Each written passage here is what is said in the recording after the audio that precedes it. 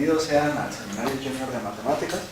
El día de hoy, Luis Fernando Pardo Sixtos, alumno de la Facultad de Ciencias de la UNAM, nos va a hablar sobre juegos y la medida del LB. Démosle un aplauso a Pardo, por favor.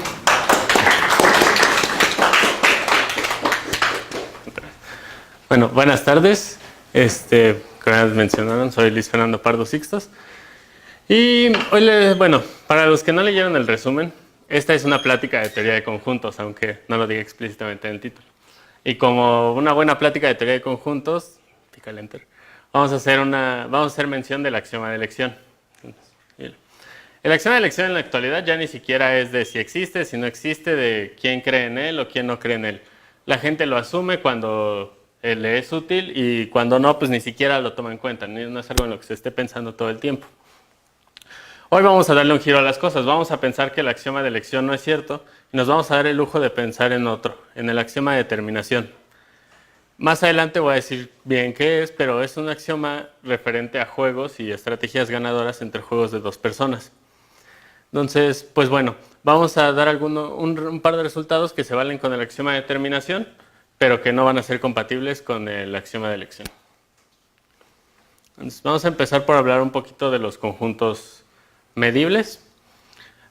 Normalmente durante un curso de análisis se define la medida de Lebesgue y también se menciona que existen conjuntos no medibles.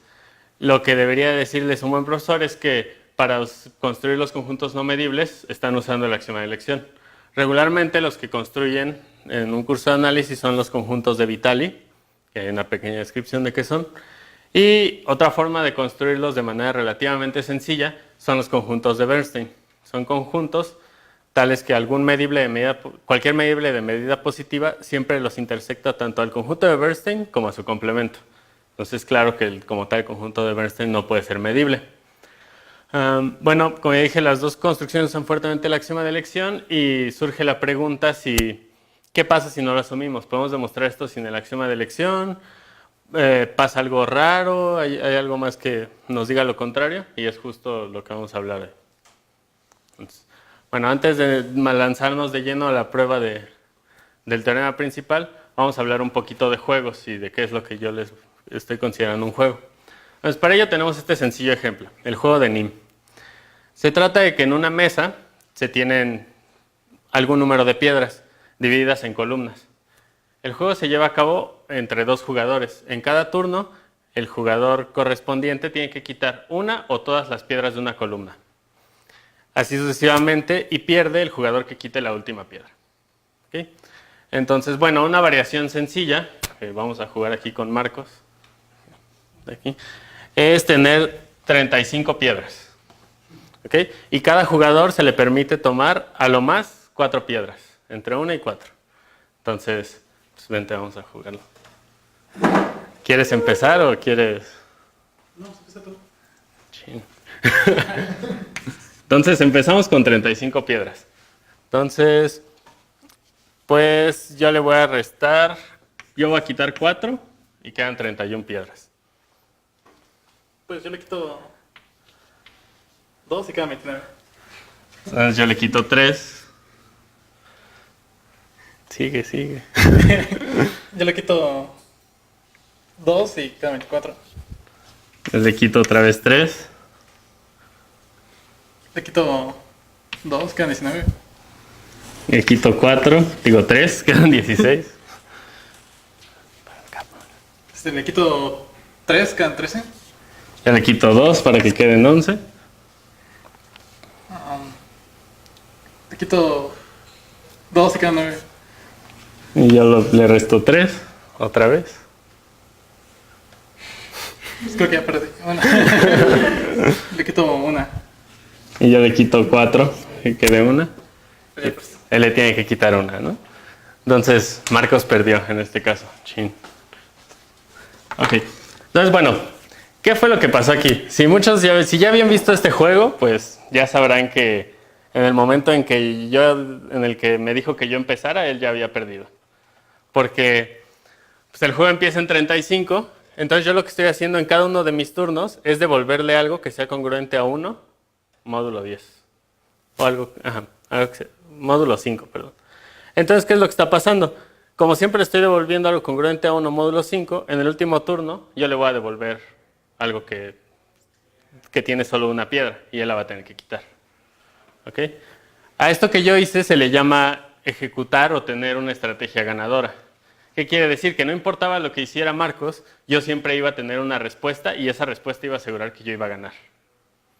¿Ok? Este concepto de estrategia ganadora va a ser muy importante. No se sabe siempre bueno, sí se sabe, pero más bien no siempre es fácil dar una estrategia ganadora. En el caso del juego de NIM, la versión pues, más general, hay varias estrategias computacionales para atacarlo y ver de cuántas piedras y cómo dadas, bueno, dado el número de piedras y dada la forma en que se organizan, se puede decidir quién va a ganar, si alguien va a ganar. ¿Ok? Pero no es tan sencillo como esto. Ahora, bueno, ese fue un juego que sí podíamos llevar a cabo y también se puede pensar en cómo se generalizaría esta idea de juego, ¿okay? Que son los juegos de longitud infinita. En este caso, bueno, si hacen teoría de conjuntos sabrán que hay varios infinitos también, si no sabrán que hay varios infinitos y en realidad podremos hacer juegos de longitud infinita tan grande como quisiéramos. Pero en este caso nos va a bastar con juegos de longitud numerable. Si alguien no lo sabe, omega, los conjuntistas lo utilizamos para representar el conjunto de los naturales. Y pues todo lo que sea omega significa básicamente que es numerable. ¿Ok? Entonces, es un poquito de anotación. Ahora sí, juegos de longitud infinita. Bueno, participan 2 jugadores, igual que en este tipo de juegos, de manera intercalada. El jugador, bueno, y la jugada es una sucesión numerable de cosas en X. ¿Ok? Estamos tomando, bueno, empezamos con un conjunto X, un conjunto cualquiera. Y tomamos un subconjunto A, pero que sea de sucesiones de X. ¿Ok? Ahí se empieza a complicar un poco. Entonces el juego que tiene el conjunto X y el conjunto de paga A se desarrolla de acuerdo a lo siguiente. Participan 2 jugadores de manera intercalada de acuerdo a una jugada. Una jugada va a ser una sucesión. ¿Qué quiere decir esto? Que en las posiciones pares juega el jugador 1 y lo que va a jugar pues es este elemento de X. ¿Okay? Y en las posiciones impares juega el jugador 2 y lo mismo, juega este elemento de X. Solo es una forma elegante de escribir pues una jugada de este estilo. Ahora, como vemos, si alguien gana, pues 1 gana si la sucesión que se formó con todas estas jugadas está en A, en el conjunto que elegimos, y 2 gana, pues, si no pasa eso, ¿no? Si no está en A. Ahora, restringiendo estas cosas a que en vez de numerable sea finito, podemos encajar esta versión del juego de NIM con esa definición, para que todo se vea como queremos. Bueno. Y como les mencioné, pues la parte importante de esto son las estrategias ganadoras. Ahí está la definición formal, es engorrosa de entender. Entonces nada, pues, quedemos con esto. Una estrategia ganadora es algo que, una estrategia ganadora para 1 es algo que dada una posición que me mandó 2, me va a decir qué hacer y me garantiza que voy a ganar si le hago caso. ¿Ok? Eso es una estrategia ganadora. Una jugada X es acorde a una estrategia sigma, pues si le hace caso, ¿no? Si en la posición, en este caso como es para 1, si en la posición par, juega lo que la estrategia le dijo que jugara. ¿Ok? Eso es una jugada acorde a una estrategia sigma. Y decimos que una estrategia para 1 es ganadora, pues lo que les dije, si cualquier jugada X que sí le haga caso, pues gane, resulta en que 1 gane, ¿no? Entonces es lo que es una estrategia ganadora. Y lo mismo, pues 2 puede tener estrategias ganadoras, en algunos juegos tendrá 1, en algunos 2, pues ya, depende del juego, espera. Entonces, bueno, aquí ya vieron el concepto de estrategia ganadora y sí pasa. Así que no. Ok, ahora, ¿qué podemos decir sobre estas estrategias ganadoras? ¿Siempre existen? ¿No existen? ¿Depende del juego? ¿Depende de qué? Pues resulta que a veces depende del juego y a veces depende del conjunto en el que se realiza el juego. Entonces, tenemos este primer teorema, que estos dos no los vamos a demostrar, son resultados conocidos en el área. Entonces, ¿qué quiere decir esto? Que si el juego es finito, está determinado.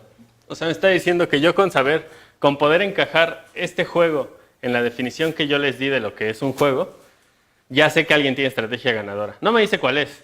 Y regularmente nunca vamos a saber cuáles son las estrategias, a menos que los construyamos a propósito. Pero ya sé que alguien gana. Y entonces también nos dice, pero ¿qué onda con el gato, no? Pues es que el gato no se puede encajar en esta definición tan bonito como estos, ¿no? Entonces, por eso el gato no tiene una estrategia ganadora. O al menos no es trivial decir que sí la tiene. Y bueno, también está otra que para cualquier conjunto cerrado de las sucesiones, el juego también está determinado. ¿Ok? Aquí depende del conjunto que tomamos como conjunto de paga. Y bueno, vale la pena decirlo, vamos a estar hablando mucho de topología, de cerrados, de abiertos, de borelianos. Entonces, pues no es fácil, pero ahí traten de quedarse con la idea. Y bueno, el axioma de determinación es el enunciado que asegura que para cualquier subconjunto de las sucesiones de omega de tamaño omega, cualquier juego que definamos para él está determinado. ¿Ok? ¿Y qué es omega la omega? Bueno, por definición pues es el conjunto de sucesiones numerables, pero es un espacio que se le llama espacio polaco. Los espacios tienen propiedades bonitas parecidas a los reales y es isomorfo a los irracionales. Esa es una prueba interesante. Entonces, pueden pensar que son los irracionales o incluso, para nosotros va a dar igual, pueden pensar que omega la omega es el espacio de los reales. Y de hecho lo vamos a hacer. No vamos a demostrar por qué, pero se puede hacer. En realidad los reales son 2 a la omega si lo hacemos con toda formalidad, pero no nos va a interesar mucho. Bueno, ya les dije lo que es un juego. ¿Y cuál es la idea? Ahora la idea es definir un juego dentro de los subconjuntos de R que como consecuencia tenga algún resultado sobre la medida de Lebesgue. ¿Ok? Y de lo único que necesitan saber sobre la medida de Lebesgue, pues es esto. Se definen los borelianos, es decir, la mínima sigma álgebra que se puede construir con los abiertos básicos. Y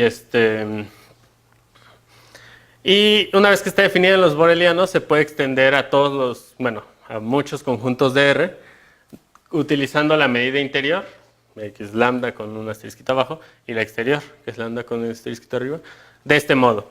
O sea, la interior es el supremo de las medidas de cualquier subconjunto que esté contenido en él. Y la exterior es el ínfimo de las medidas de cualquier conjunto que lo contenga. Ok, entonces, de hecho aquí debía ser lambda de A, pero no lo escribí. Entonces, bueno, ¿qué sabemos que vamos a utilizar? Que realmente es como lo único que nos interesa en este momento. Que para cualquier conjunto la medida interior de A es menor o igual que la medida exterior. ¿Sí? Y bueno, ya extendiendo la R, se dice que es Lebesgue medible si coinciden estas medidas. ¿Sí? Si esta desigualdad no es estricta. Por ahora es lo único que necesitamos de medida. Y ahora sí, vamos a definir un juego para hablar de la medida de Lebesgue. Entonces, bueno, como les dije, podemos suponer por ahora que omega y la omega son los reales. Y para decir cosas sobre los conjuntos de Lebesgue, pues también podemos decir que no tomamos a todos los reales, sino solo al 0, 1. Entonces, vamos a fijar un subconjunto del 0, 1. Y vamos a tomar Q en el 0, 1, pero que sea un racional. Tiene que ser un racional, no lo escribí ahí. Entonces, el juego se define de la siguiente manera. Vamos a tomar un Q0 que es Q. Y ahí va. 1 en su turno lo que va a hacer es jugar dos racionales que sean menores que 1 entre 2 a la n más 1 y que su suma sea mayor que Qn. Estos son índices, no son potencias. ¿Sí? Entonces, la definición la estamos haciendo de manera inductiva. Empezamos con Q0 y ya teniendo n igual a 0, pues el n igual a 1 lo definimos así. 1 juega en su turno algo que sea menor que 1 medio al cuadrado, tal que Q1L más Q1R es mayor o igual que... Q0L más Q0R es mayor o igual que Q0. ¿Ok? Eso es de manera inductiva. Ahora, en su turno 2, lo que va a hacer es decir izquierda o derecha. Nada más. Con la restricción esta de que si QNL, bueno, si QND es 0, entonces no puede decir esa D, no puede decir así ese lado.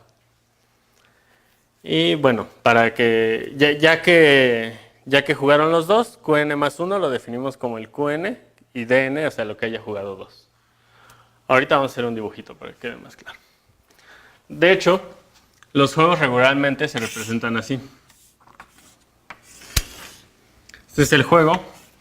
Aquí dice los movimientos de 1 y los movimientos de 2. Entonces, ¿qué hace 1? 1 va a jugar Q0 y Q1. Una pareja de, Q0L y Q0R. Una pareja de racionales. Tales que pues cumplan eso. Son mayores o iguales que la suma es mayor o igual que Q0. Y 2 le responde izquierda o derecha. Digamos aquí le dijo L. Y ya. Luego 1 vuelve a jugar otros 2 racionales, pero que sigan cumpliendo esas propiedades. Que van a ser Q1L y Q1R. Y 2 puede contestar R, digamos. Y así van a jugar todo el tiempo. Ahora falta ver quién gana. Vamos a definir como I al intervalo. IN más 1 va a ser al intervalo IN, divídelo a la mitad y quédate con el lado que te dijo 2. ¿Ok? Entonces, por ejemplo, aquí empezamos con el 0, 1. Si 2 me dijo L, entonces el siguiente que va a ser 0, 1 medio. Y luego me dijo R, entonces va a ser el, quién sabe, 1/4 como 1 medio. Me dice qué mitad del intervalo agarrar. Aquí me dijo agárrate la mitad izquierda y luego me dijo agárrate la mitad derecha. ¿Sí? Entonces, la intersección de todos estos intervalos va a resultar ser no vacía y va a ser un solo punto. Y le vamos a llamar X. Entonces, el jugador gana si al final del juego, después de tiempo infinito, obviamente, ese punto X está en A. Y el jugador gana si X no está en A. Y el jugador 2 gana, perdón, si X no está en A. ¿Okay? Y bueno, con un poquito más de notación porque la vamos a usar. Para una jugada P, psi de P va a ser este X. O sea, el X que el juego me da como resultado. ¿Ok? Entonces, bueno, esa es la definición del juego. Y pues quédense con esto. Esto es lo importante. Entonces vamos a ver qué pasa.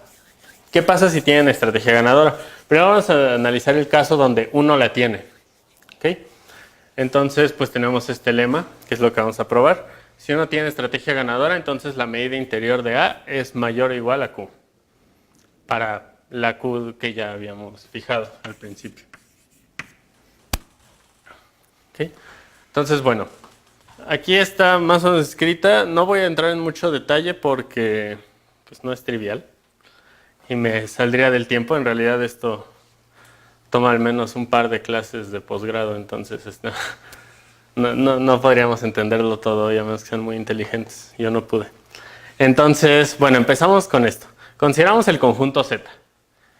¿Qué va a ser eso? Las jugadas, nos fijamos en las jugadas acordes a una estrategia sigma, que asumimos que existe porque pues, uno tiene estrategia ganadora, y tal que el resultado de dicha jugada es un conjunto X. Digo, es el punto X, perdón. Este X.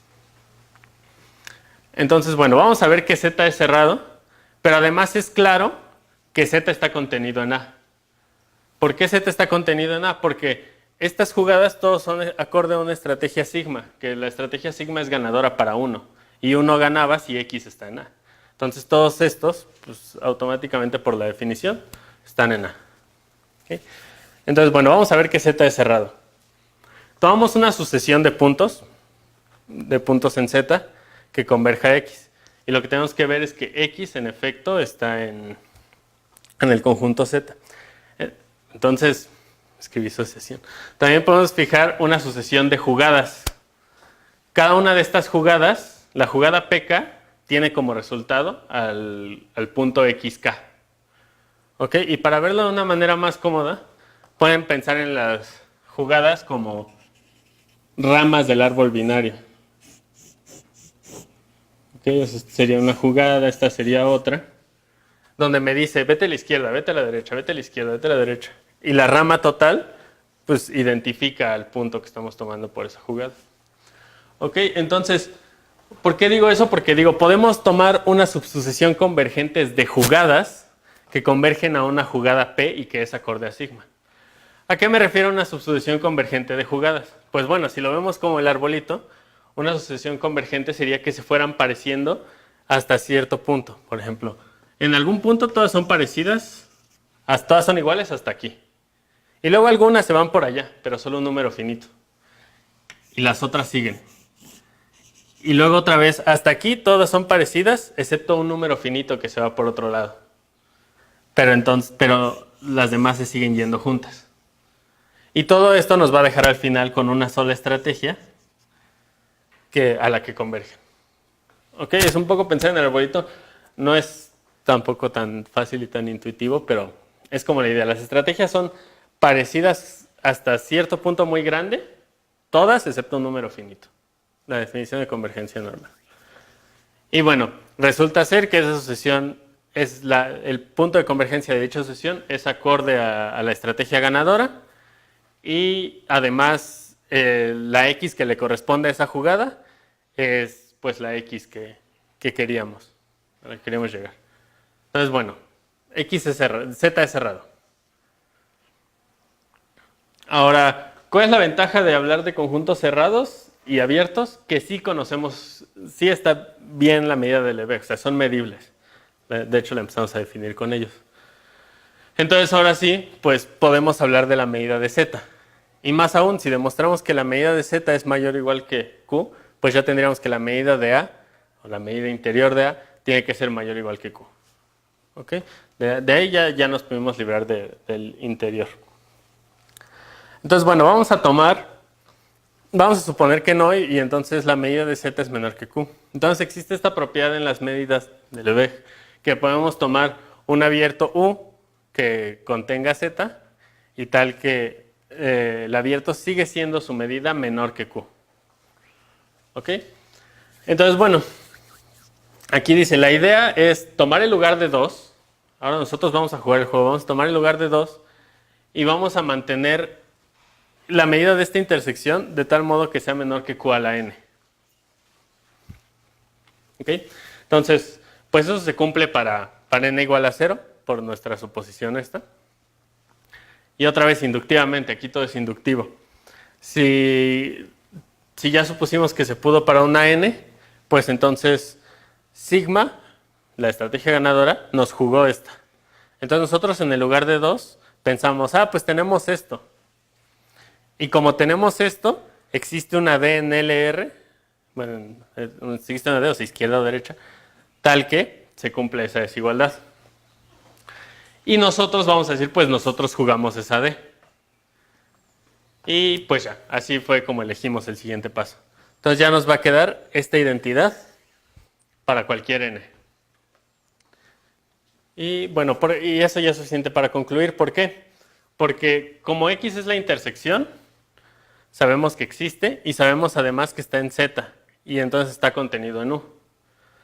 Entonces, a ver, esta es una sucesión de abiertos que es un abierto que se va intersectando con varios intervalos. Pero si hay un punto en esa intersección, resulta que alguno de esos intervalos tiene que estar contenido en el abierto. Eso pasa siempre. Pero ¿qué pasa si está contenido en el abierto? Que entonces la intersección con ese abierto no va a tener medida menor que 1 entre 2 a la n. De hecho, va a ser 1 entre 2 a la n exactamente. Y pues eso ya es una contradicción, porque para cualquier n nosotros teníamos que era menor estricto que 1 entre 2 a la n. Entonces es muy sutil la contradicción, de hecho, pero ahí está. Entonces, bueno, ya probamos que si uno tiene estrategia ganadora, la medida interior de A es mayor o igual que Q. Ahora vamos a probar que si 2 tiene estrategia ganadora, la medida exterior de A es menor o igual que Q. ¿Sí lo dije bien? Ajá. Entonces, vamos a hacer algo parecido, solo que por alguna razón para 2 es un poquito más engorroso. Y igual nos vamos a tratar de ir rápido sin abordar mucho los detalles porque están bien feos. Estas cuentas sí toman bastante tiempo, si te sientas con cuidado. Entonces, bueno, vamos a definir un conjunto B tal que son los phi de P, tal que P es acorde a tau. O sea, las X que le corresponden a las jugadas que sí le hacen caso a una estrategia ganadora para 2. Ahora, B, pues lo mismo, está contenido en el complemento de A. ¿Por qué? Porque 2 gana si la jugada resultante da una X que no está en A. Y como todas estas le hacen caso a una estrategia ganadora para 2, pues entonces está en el complemento. Ok, entonces, por desgracia no podemos decir que esta B es cerrada. Entonces lo que vamos a hacer es encontrar un conjunto cerrado que sí esté contenido en B. Y bueno, lo vamos a construir de manera recursiva. Este nada más es como es el conjunto de todos los elementos X tal que hay una jugada, si lo restringimos a una posición N, hay una jugada que le hace caso a tau y además cada elemento de X se puede construir recursivamente pues de la siguiente manera, que es bastante desagradable. Entonces, bueno, supongamos que ya construimos un X hasta la posición N. Y vamos a construir todo esto recursivamente. Lo que queremos extender es a la posición N más 1. Entonces, bueno, vamos a hacer Y igual a X restricción N y este SYL va a ser el ínfimo de todos los L's tal que tau. Recuerden que tau es una estrategia para 2, entonces me responde izquierda o derecha.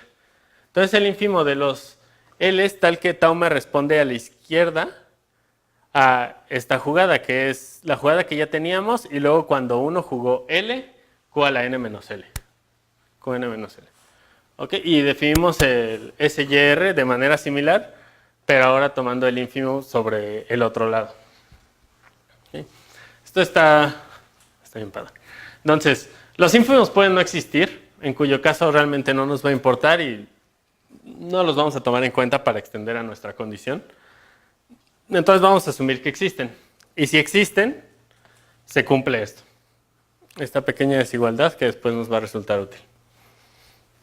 Entonces, bueno, si alguno de los dos números es 0, la afirmación es trivial por cómo definimos a Qn y por cómo definimos a las jugadas válidas. Entonces, supongamos que ninguno es 0. Para llegar a una contradicción, suponemos lo contrario. Entonces, pues, como estos son los ínfimos, cualquier cosa abajo de ellos no cumple esto. ¿Sí? Lo mismo cualquier cosa abajo no cumple esto. Y además, estos serán mayores. Entonces, como son mayores, debe haber números abajo que sí me sumen Q. Aquí debía decir N, perdón. Aquí debe decir N.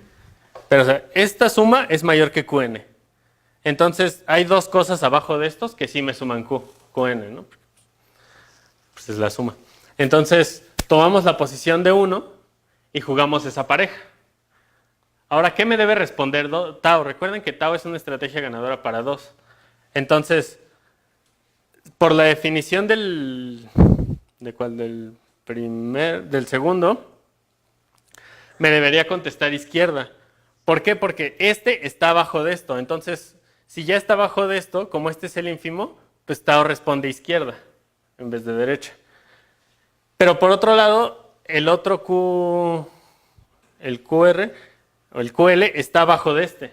Entonces tau otra vez no me puede contestar que a la izquierda porque este es el ínfimo. Entonces me tiene que contestar a la derecha.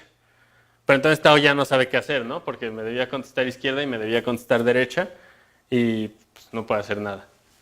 Entonces es una contradicción porque tau era estrategia ganadora y se cumple la afirmación. Ahora bueno, ahora sí vamos a trabajar para extender la Y. Podemos fijar este entero, ¿no? Digo, este racional. Recuerden que este es el ínfimo. Entonces podemos fijar un racional tal que tau responde con D, o sea, con el correspondiente, y que está entre el ínfimo y, digamos, epsilon entre 2 a la n. Ok, regrésale 2. Aquí está. Necesitamos probar que para cualquier epsilon la medida es mayor que esto. ¿Okay? Se me había pasado. Entonces, bueno, pues hacemos sabemos que podemos tomar ese elemento y la extendemos con ese elemento. Entonces, por ahorita, creo que esto no los vamos a saltar porque, bueno, ese dice por qué C es cerrado. Lo que dice es que es las ramas de un árbol. Entonces, se sabe que si las ramas de un árbol como el árbol de sucesiones de omega a la omega o 2 a la omega, si te tomas un conjunto de ramas, los reales con los que se identifica es cerrado. Ok, es un poquito más complicado, pero bueno, van a tener que creer que es porque es las ramas de un árbol. Entonces, hasta ahí lo vamos a dejar. ¿Y qué? ¿La siguiente está en blanco? Eso no es bueno. Ok, entonces, bueno, vamos a concluir al final de la misma manera. Para cada uno de los... Sí, no necesito el otro.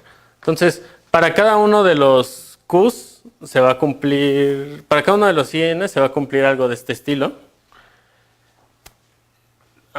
¿Dónde está? Acá, esto.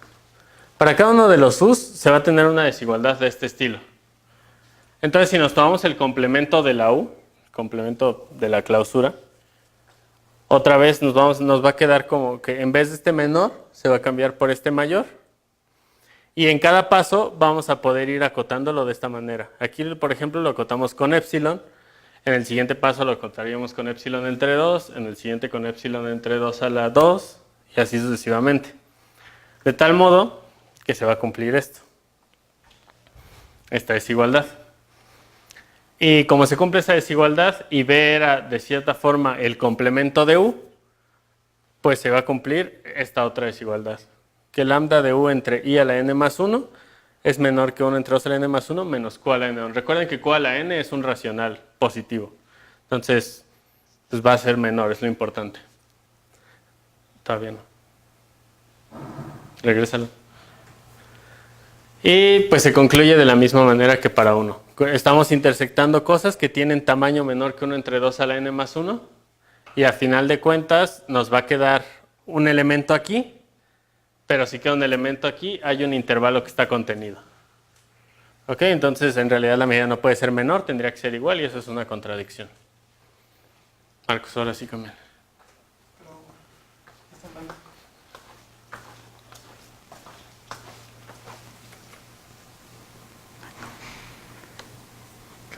Eso no tiene sentido.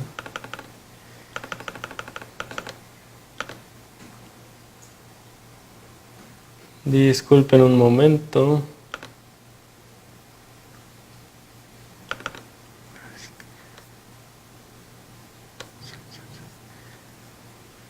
Ahí está. Sí.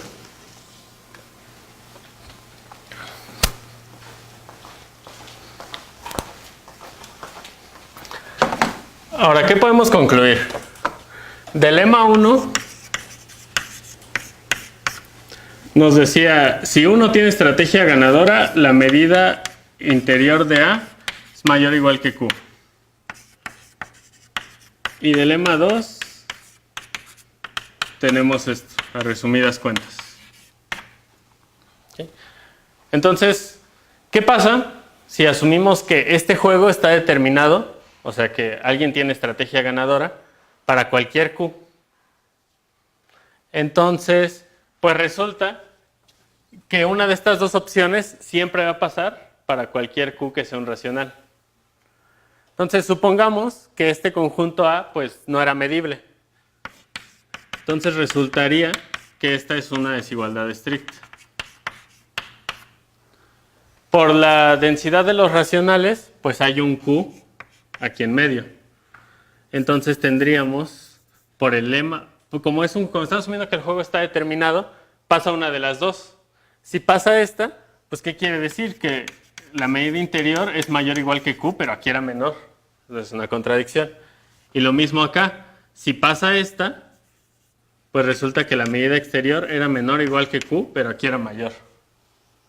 Entonces también es una contradicción.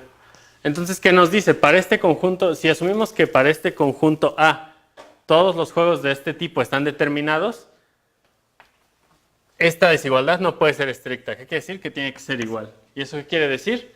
Que la medida de que A sí es Lebesgue medible. ¿Ok?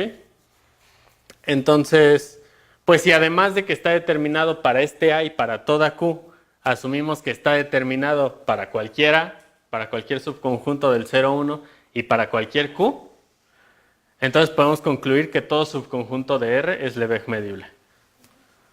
¿Ok? Y es justo eso lo que nos dice la acción de determinación. La acción de determinación nos va a decir, define este juego como quieras y siempre va a estar determinado. Entonces, como consecuencia, pues la acción de determinación implica que todo subconjunto de R es Lebesgue medible.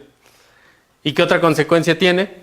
Pues que el axioma de determinación y el axioma de elección no pueden coexistir.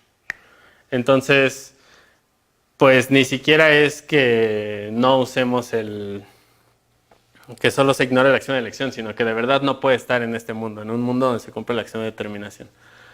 Ahora, ¿qué se puede decir sobre la acción de elección y la acción de determinación? Hay algunas condiciones más débiles que sí se valen. Por ejemplo, la axioma de elección numerable, pues sabemos que siempre se vale. Y hay otro tipo de axioma de elección condicionado que lo podemos... Tiene algunas otras condiciones pues que le imponemos para que lo hace más débil, pero que es suficientemente débil para coexistir con la acción de determinación y aún así tener unas importantes consecuencias en la matemática. De hecho, se dice que regularmente para la matemática que manejamos o la matemática que fuera de la teoría de conjuntos no se necesita todo el axioma de elección, solo una pequeña parte. Y bueno, algunos otros resultados que se pueden decir sobre el axioma de determinación es cierto si asumimos la existencia de ciertos cardinales grandes, que lo que tendríamos que asumir es la existencia de un número infinito de cardinales de Woodin, que son cardinales demasiado grandes. Los cardinales grandes en realidad son tan grandes que se sabe que pueden no existir, pero no estamos seguros si pueden existir. O sea, son tan ridículamente grandes que ni siquiera sabemos si de verdad sí podrían existir o solo estamos haciendo tonterías al hablar de ellos.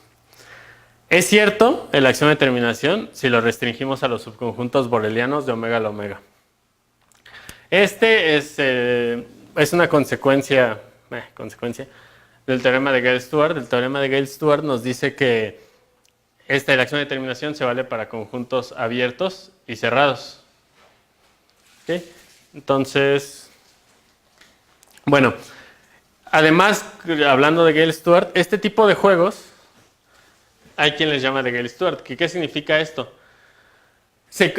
Cada jugador que va a tirar conoce todas las jugadas del anterior. ¿Sí? Puede haber modificaciones a esto. Puede ser que el jugador solo conozca lo último que jugó el otro. Puede ser que conozca los últimos dos. Y hay quien así se divierte poniéndole condiciones extras y viendo qué implicaciones tienen. También existen los juegos de Blackwell, en el que los jugadores juegan simultáneamente con la influencia de una cierta medida de probabilidad. Están interesantes, pero son muchísimo más complicados. ¿Sí? Por sí esto no es fácil. Entonces, bueno, es Gale-Stewart. El juego de Banach-Masur caracteriza los conjuntos magros. Los conjuntos magros es un concepto un poco más aterrizado de las matemáticas. Son los conjuntos, creo que de primera categoría, si no mal recuerdo. Entonces, el juego de Banach-Masur, en vez de jugar puntos, juega subconjuntos abiertos. Y creo que juega subconjuntos abiertos uno adentro de otro y me parece que uno gana si la intersección es vacía. Y entonces creo, no estoy seguro si recuerdo bien, que un conjunto es magro solo si dos tienen estrategia ganadora. Okay, ¿por qué esto está...? Bueno, ahorita les digo. Luego tiene resultados sobre D espacios. D espacios es un concepto parecido al de compacto, pero en vez de pedir que si se tienen abiertos de un espacio de esta forma, tal que X pertenece a UX. Entonces, un espacio es un D espacio si para cualesquiera de este tipo de cubiertas existe D subconjunto de X cerrado y discreto tal que X es igual a la unión de los X en D de UX. Ok, es como la noción de compacidad, pero en vez de decir si existe una subcubierta finita, existe una subcubierta del tamaño de un conjunto cerrado discreto. Y resultan ser, de cierto modo, parecidos a los finitos. Entonces, se ve con una pregunta sencilla. Si en topología dirías, pues es algo que entiendo el enunciado, igual y si se puede, pues no se ha podido ver qué tantas cosas son equivalentes. Pero sí nos da algunos resultados. Hay un juego que se llama el juego de Menger, que no me puedo poner a explicarles aquí porque me tomaría otros 40 minutos y no lo lograría explicar bien. Pero nos da como un punto intermedio entre algunas nociones como Lindelof, compacidad que ya conocemos, y los de espacios. Y bueno, por último, los órdenes parciales propios, que son un concepto ya muy complicado de teoría de conjuntos, para definirlos se necesita o teoría de modelos o teoría de forcing. También se pueden caracterizar en términos de juegos. Y el juego se le llama el proper game. Y el juego se enuncia fácil, ya que saben lo que es forzar y las nociones de forcing básicas. Entonces, bueno, estos son algunos otros resultados que se pueden tener. Hay más, hay muchos más. ¿Cuál es la ventaja de usar juegos? O sea, no necesitan usar toda la axioma de determinación, primero. Hay juegos que se sabe que están determinados. ¿Cuál es la ventaja de representar propiedades topológicas y de análisis en términos de juegos? Que a veces se nos hace más fácil idear una estrategia ganadora para juegos. Y si ideamos la estrategia ganadora, entonces ya demostramos que está determinado y como consecuencia la propiedad topológica que queremos. Ok, entonces me ha tocado ver que investigadores están hablando de pruebas muy difíciles y de repente dicen, ¿y si lo ponemos en un juego y de verdad hacen esto y empiezan a jugar entre ellos a ver cómo se ganarían el uno al otro? Está divertido, igual sus juegos son demasiado complicados, entonces tampoco no les puedo dar un ejemplo. Pues, ¿dale? Y bueno, esto naturalmente la prueba no es mía, yo la aprendí en una clase de posgrado en UCLA y la versión más cercana a esta prueba a la que pueden acceder, si quieren ya verla con cuidado, porque obviamente ya me salté muchas cosas, es este artículo de Martin. Como pueden ver, es una prueba simple, o eso dicen. Y ahí la pueden consultar, está bien, no diría que está lo mejor explicado posible, pero con el suficiente tiempo la pueden sacar. El Kekris es básicamente la Biblia para teoría descriptiva de conjuntos. Si a alguien le interesa estudiar algo de teoría descriptiva de conjuntos, el profesor David Mesa da clase aquí en la facultad y le gusta mucho, bueno, al menos sé que hace mucho de esto. Entonces, pues pueden acudir a él. Y pues el YEG es siempre como la Biblia de cualquier cosa en teoría de conjuntos, entonces ahí pueden encontrar algunas cosas y algunos de estos resultados escritos de forma distinta. Y bueno, hay otras pruebas de los que les di, algunas son más complicadas, por eso esta se llama simple, porque de verdad sí es más simple que otras, más feas. Y pues bueno, sería todo. Yo sé que no fue lo mejor explicado posible, pero espero que se hayan llevado una idea de más o menos qué se hace con los juegos y que pues se pueden poner a divertirse y tratar de encontrar estrategias ganadoras para juegos infinitos. Y bueno, sería todo de mi parte.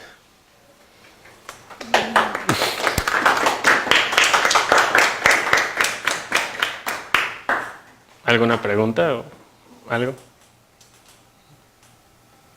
Bueno, sí. Bueno, muchas gracias a todos. Los esperamos en la siguiente plática y espero les haya gustado esto. Un aplauso de nuevo para Pardo.